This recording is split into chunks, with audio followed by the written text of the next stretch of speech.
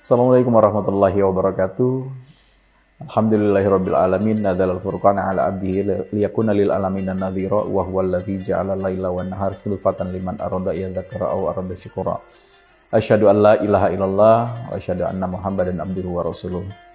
Alhamdulillahirabbil alamin, sahabat karimah yang dirahmati oleh Allah Subhanahu wa taala, pada kesempatan hari ini izinkan kami menyampaikan satu kultum yang kami kutip dari Al-Quran surah Al-Ma'un ayat keempat. Barangkali kita bisa sama-sama mentadaburinya. A'udzubillahi minasyaitonirrajim. Bismillahirrahmanirrahim.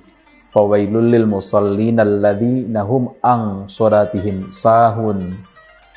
Yang maknanya celakalah orang-orang yang sholat, yaitu orang-orang yang lalai dari sholatnya. Sahabat karimah yang dirahmati Allah Subhanahu wa taala, jadi kalimat pertama adalah celakalah orang-orang yang sholat. Ini agak aneh juga ya. Orang sudah sholat tapi kemudian celaka. Siapa yang kemudian disebut celaka ini? Kata Ibnu Katsir, tafsir paling terbaik adalah menafsirkan Al-Quran dengan Al-Quran. Artinya coba dicari maknanya juga di dalam Al-Quran. Kebetulan maknanya itu ada di ayat selanjutnya, bukan ayat selanjutnya, kalimat selanjutnya. Celaka orang-orang yang sholat, yaitu orang yang lalai dari sholatnya. Berarti orang-orang yang lalai dari sholatnya ini kemudian disebut oleh Allah sebagai orang-orang yang celaka. Setidaknya, sahabat karimah, ada 3 kategori orang yang kemudian disebut sebagai orang-orang yang lalai tadi, sehingga kemudian disebut sebagai orang yang celaka. Yang pertama adalah mereka yang meninggalkan sholat, ya, atau mungkin bolong-bolong sholatnya. Sahabat karimah, beda antara orang muslim, orang Islam dengan orang yang non-Islam adalah sholatnya gitu.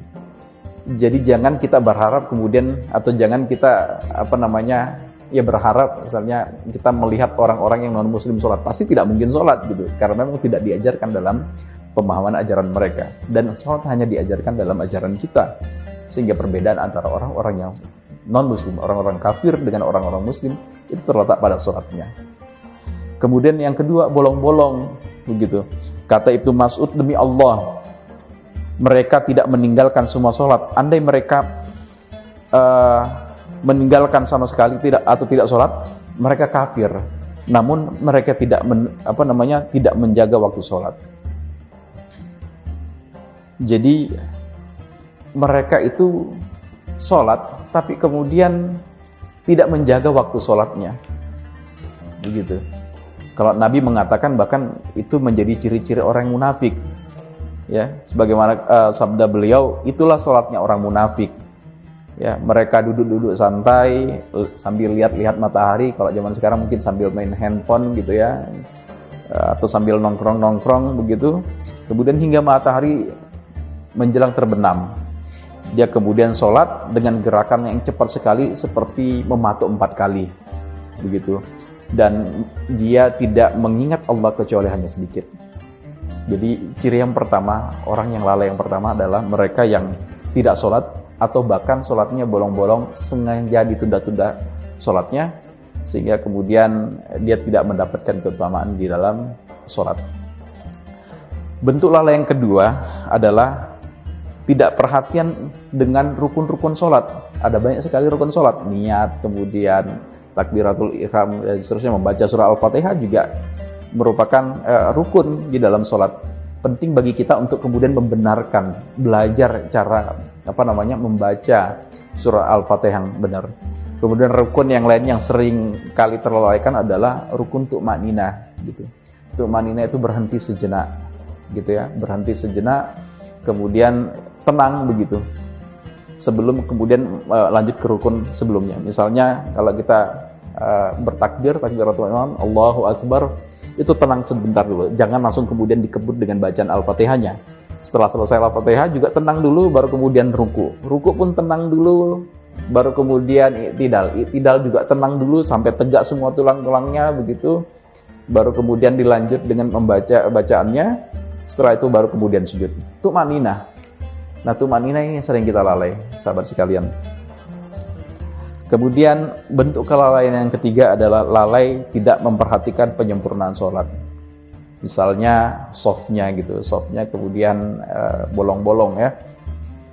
Meskipun saat ini dimafhumkan situasinya karena pandemi, mungkin ada beberapa masjid yang kemudian tetap menjaga protokol kesehatan, ya tidak apa-apa, itu dijalankan saja. Tapi kemudian ada juga yang kalau kita meyakini bahwa saudara-saudara kita di samping kiri dan kanan itu kemudian aman, ya silakan dijalankan apa yang kemudian diyakininya itu.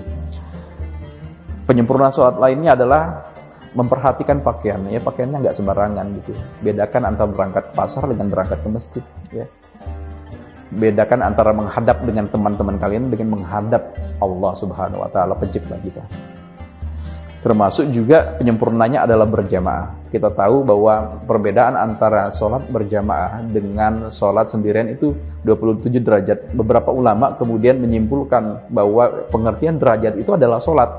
Artinya satu kali kita tidak sholat berjamaah itu setara dengan 27 kali kemudian kita sholat.